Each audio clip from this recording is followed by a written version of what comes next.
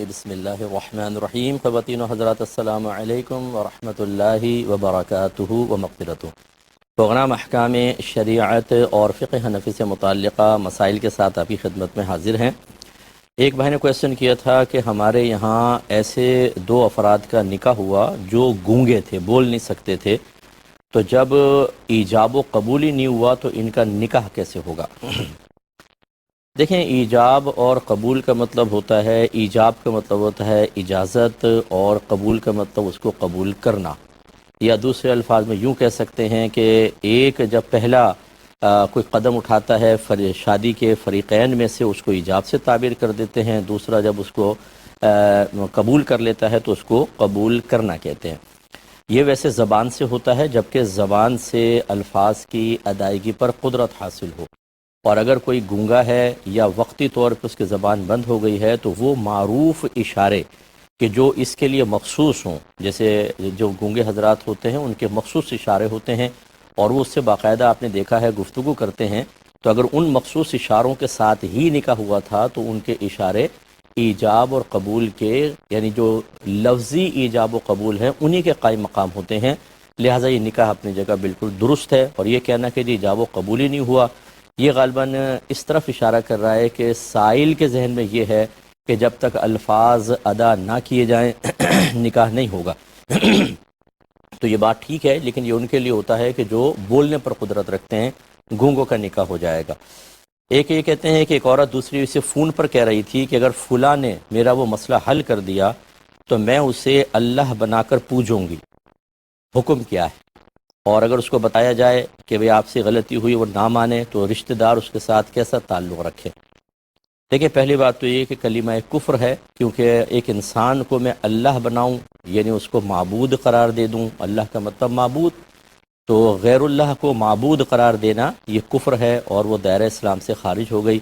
اب اگرچہ اس کو موقع نہیں ملا، لیکن جب کسی چیز کا انسان قصد و ارادہ کر لے اور اس میں باطن سے کوئی ریزسٹنس باقی نہ رہے تو وہ ایسے ہی ہے جیسے اس کا عمل کر لیا گیا۔ تو لہٰذا اس کو پہلی بات تو یہ کہ اللہ کے قائم مقام بنانا ہے کہ انسان کو، یا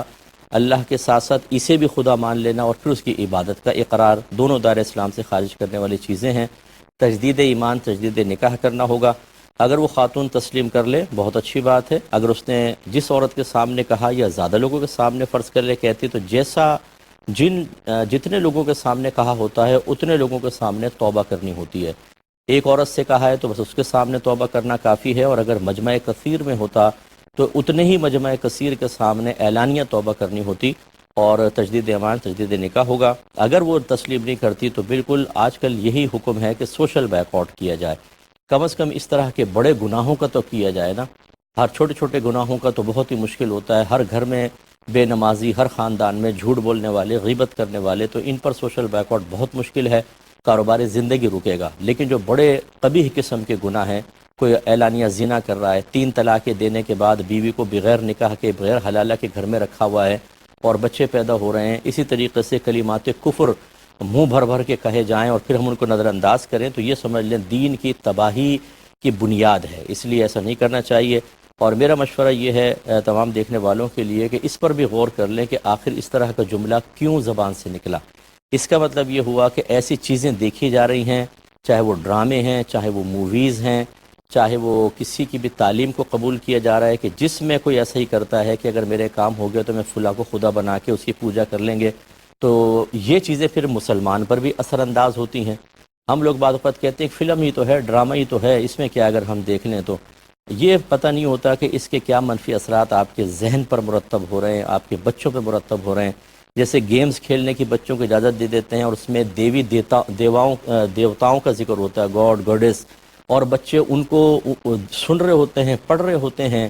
اور بعض اوقات ان کے لیے ورک کر رہے ہوتے ہیں، ان سے عقیدت قائم ہو جاتی ہے۔ بھائی یہ تو شرک کی بنیاد ہے بہت بڑی۔ بچوں کے ذہن میں شروع سے یہ خیال آئے گا کہ ایک خدا نہیں ہے،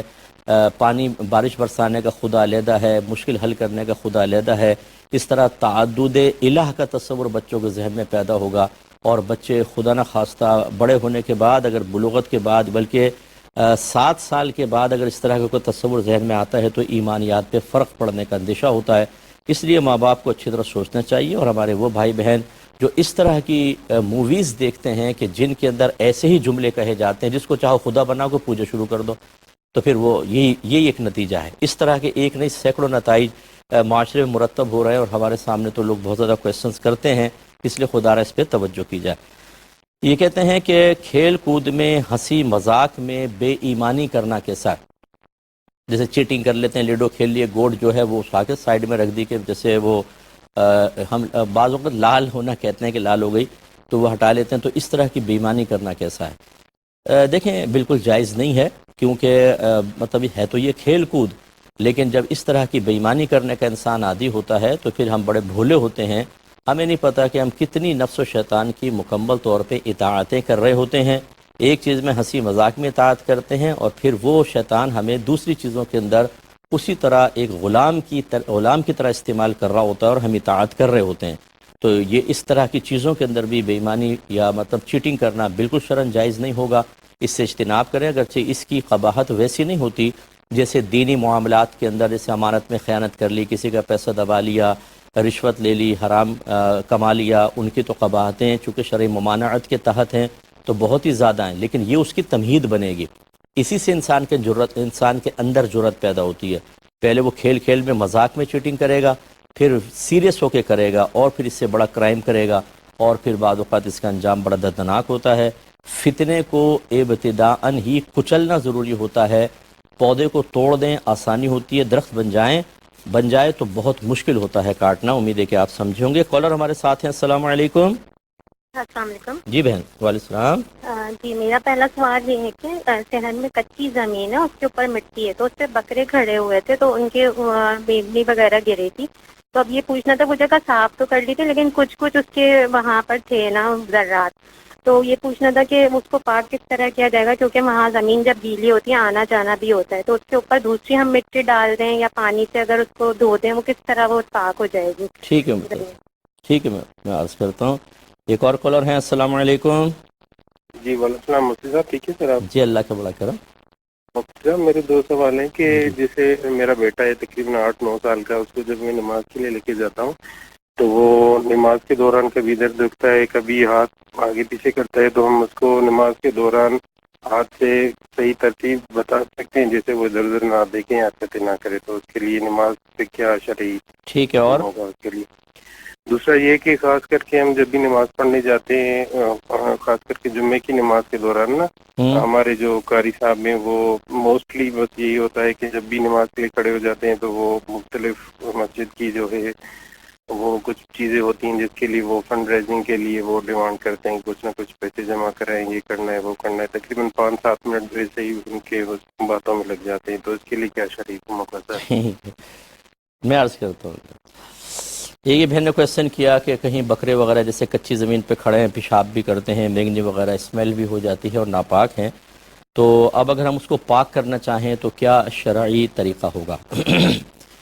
اور یہ کہتے ہیں اس لیے کہ بعض اوقات وہاں سے آنا جانا ہوتا ہے، ہو سکتا ہے کہ برہنہ پاؤں وہاں پہ پڑے اور پاؤں ناپاک ہو جائیں۔ دیکھیں پہلی بات تو یہ کہ میں نے کل کے پروگرام میں بھی غالباً یہ عرض کیا تھا کہ ہر چیز کو پاک کرنے کا شرعی لحاظ سے مطالبہ نہیں ہوتا، وہیں پر ہوتا ہے کہ جہاں پر آپ نے عبادت ادا کرنی ہے یا آپ کے جسم یا لباس کا حصہ عبادت میں مشغول ہوگا،